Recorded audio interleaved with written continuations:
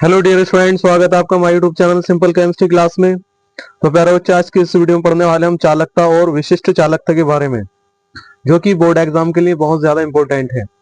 ये क्वेश्चन बहुत ज्यादा इंपॉर्टेंट है। ठीक है, इसको बोलते हैं चालकता, कंडक्टिविटी। ठीक है, इंग्लिश में बोलेंगे इसको कंडक्टिविटी। और दूसरा क्वेश्चन हम पढ़ेंगे यहाँ पर विशिष्ट चालकता। तो दोनों को हम एक एक करके पढ़ने वाले हैं और मैंने यहाँ इसको बहुत ही आसान भाषा में लिखा है। ठीक है, तो वीडियो को अंत तक देखते रहिए ध्यान से। तो वीडियो को स्टार्ट करने से पहले मेरी आप सभी से एक रिक्वेस्ट है, यदि आपने मेरे चैनल को सब्सक्राइब नहीं किया है तो प्लीज मेरे चैनल को सब्सक्राइब कर लें और बेल आइकन को प्रेस कर लें। तो चलिए स्टार्ट करते हैं वीडियो को। बच्चों, यहाँ लिखा है मैंने चालकता, इसे बोलते हैं इंग्लिश में कंडक्टिविटी। क्या बोलते हैं? कंडक्टिविटी। तो ये हेडिंग आपको बनाकर आनी है और आपको लिखकर किस तरीके से आना है जरा ये समझ लो। ठीक है, तो किसी चालक के प्रतिरोध आर के व्युत्क्रम को उस चालक की चालकता कहते हैं और चालकता को सी से प्रदर्शित किया जाता है। फिर दोबारा सुनिए, किसी चालक के प्रतिरोध आर के व्युत्क्रम को उस चालक की चालकता कहते हैं, चालकता को सी से प्रदर्शित किया जाता है। यार बच्चों, यहाँ बोला है चालक है कोई, ठीक है, और उसका प्रतिरोध आर है, तो प्रतिरोध को किससे प्रदर्शित किया जाता है बच्चों? प्रतिरोध को आर से प्रदर्शित किया जाता है। तो प्रतिरोध के बारे में मैंने इससे पिछली वीडियो में बताया है, तो उस वीडियो को जाकर देख लीजिए, मैंने बहुत अच्छे से वहां डिटेल में बताया है। तो प्रतिरोध को जानने के लिए आप मेरी पिछली वाली वीडियो को देखिए। देखिए, यहाँ पर प्रतिरोध आर है। व्युत्क्रम, तो व्युत्क्रम की बात करें तो यहाँ पर व्युत्क्रम का मतलब होता है उल्टा करना। ठीक है, तो व्युत्क्रम को उस चालक की चालकता कहते हैं। ठीक है, चालकता कहते हैं और चालकता को सी से प्रदर्शित किया जाता है, यानी कि सी बराबर 1/r। ठीक है, आर क्या है?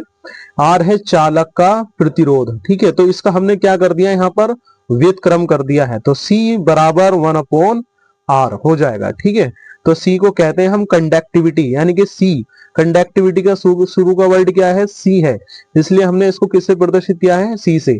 तो सी का मतलब कंडक्टिविटी, सी बराबर 1/r हो जाता है। ठीक है, तो ये बहुत आसान भाषा में लिखा है और आपको एक बार में याद भी हो जाएगा।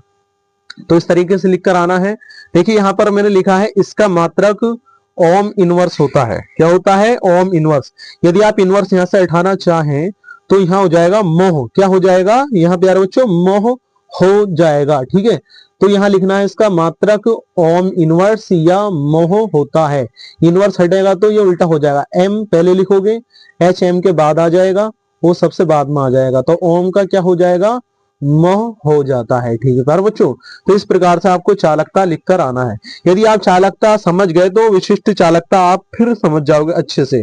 तो फिर दोबारा समझो, किसी चालक के प्रतिरोध आर के व्युत्क्रम को उस चालक की चालकता कहते हैं और चालकता को सी से प्रदर्शित किया जाता है, यानी कि सी बराबर 1/r। तो इसे इस तरीके से लिखना है।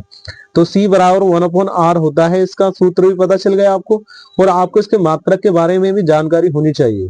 तो इसका मात्रक ओम इनवर्स या मोह हो जाता है। ठीक है, अब हम पढ़ने वाले हैं विशिष्ट चालकता के बारे में। ठीक है, विशिष्ट चालकता के बारे में हम डिटेल में पढ़ेंगे, उसका मात्रक भी पढ़ेंगे, उसकी परिभाषा भी पढ़ेंगे और उसका डेरिवेशन भी हम पढ़ने वाले हैं। तो ध्यान से वीडियो को लास्ट तक देखते रहिए। देखिए, यहां मैंने लिखा है विशिष्ट चालकता यानी कि स्पेसिफिक कंडक्टिविटी। देखो, चालकता को तो कंडक्टिविटी बोलते हैं, लेकिन विशिष्ट को बोलते हैं हम यहाँ पर स्पेसिफिक। तो हो जाएगा विशिष्ट चालकता यानी कि स्पेसिफिक कंडक्टिविटी, इसको बोलेंगे सारे बच्चों। ठीक है, तो ये पता चल गया आपको, विशिष्ट चालकता को हम क्या बोलते हैं? Specific conductivity. तो लिखना किस तरीके से जरा ये समझ लो, किसी चालक के विशिष्ट प्रतिरोध के व्युत्क्रम को विशिष्ट चालकता कहते हैं। तो इससे पहले में आपने पढ़ा था चालकता में कि किसी चालक के प्रतिरोध के व्युत्क्रम को, ठीक है, चालकता कहते हैं, समझ गए।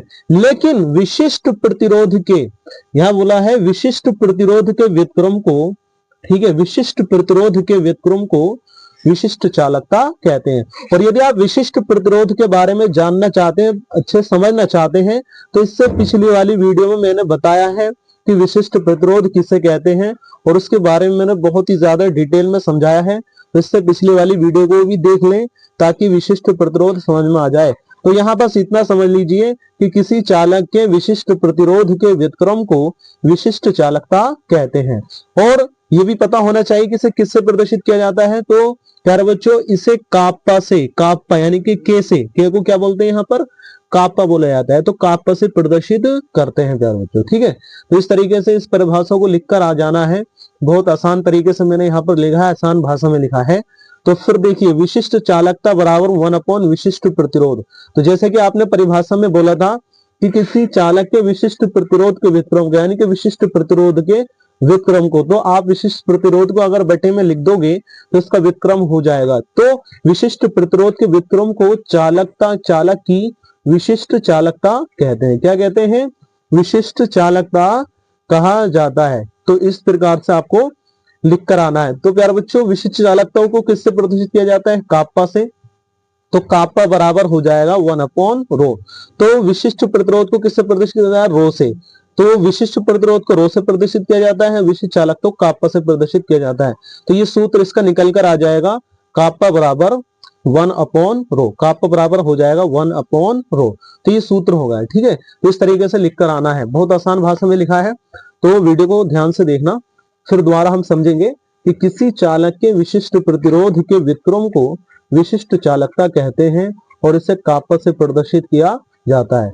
तो विशिष्ट चालकता बराबर होगा 1 विशिष्ट प्रतिरोध, यानी कि विशिष्ट प्रतिरोध के व्युत्क्रम को विशिष्ट चालकता कहते हैं। किसी चालक तार की विशिष्ट प्रतिरोध के व्युत्क्रम को उस चालक की विशिष्ट चालकता कहते हैं और विशिष्ट चालकता को काप्पा से प्रदर्शित करते हैं।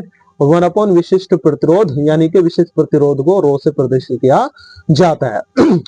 तो अब इसके बाद हम ये पढ़ेंगे कि इसका मात्रक क्या होता है और इसका सूत्र क्या होता है और विशिष्ट चालकता और चालकता में क्या संबंध होता है। तो हम ये भी निकाल कर लाएंगे और इसके मात्रक के बारे में भी पढ़ेंगे। तो वीडियो को बहुत ही ध्यान से लास्ट तक देखते रहिए और बने रहिए, तभी ये क्वेश्चन समझ में आएगा, ठीक है। अब आपको यहाँ लिखना है बट वी नाउ डेट, ठीक है। इतनी पंक्ति आप जैसे ही लिखोगे तो रो बराबर होता है RA/L। क्या होता है बच्चों? रो बराबर RA/L। तो हम क्या जानते हैं? रो बराबर RA/L होता है, यानी कि विशिष्ट प्रतिरोध। इस रो कौन होता है? विशिष्ट प्रतिरोध। तो विशिष्ट प्रतिरोध बराबर RA/L हो जाएगा। काप्पा बराबर हो जाएगा 1/ρ, ठीक है। अभी हमने बताया था कि काप्पा क्या होता है? विशिष्ट चालकता। रो क्या होता है? विशिष्ट प्रतिरोध। ये सूत्र अभी हम लेकर आए थे निकाल कर, ठीक है। तो काप्पा बराबर 1/RA/L हो जाएगा। तो ये RA/L आपने किसकी जगह रखा? ये रखा आपने रो की जगह, और रो का मान क्या था? रो का मान था RA/L। तो इस प्रकार से आपको रखना है। तो काप्पा बराबर हो जाएगा L/RA।